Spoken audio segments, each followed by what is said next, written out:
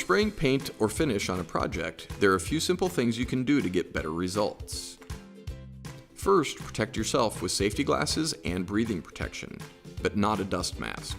They don't protect against chemical fumes. For spraying, you'll want a respirator that has filters to protect your lungs.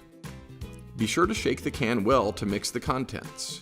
You'll actually get more out of a well-shaken can. When spraying, try to keep the can vertical, or at least avoid tipping it flat so you're spraying down or up.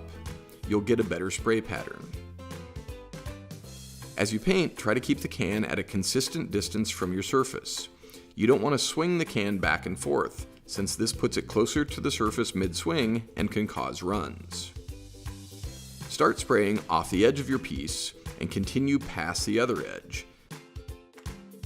As you make your next pass, try to overlap the first one by about 50% to ensure good blending and to prevent tiger stripes of inconsistent color.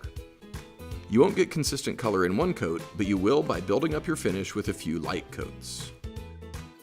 If you're spraying a big surface or using spray paint a lot, pick up a clip-on spray can grip with a trigger.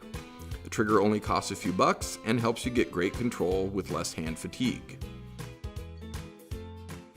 With these simple tips, and by resisting the temptation to apply too much paint too fast, you'll get great spray painting results.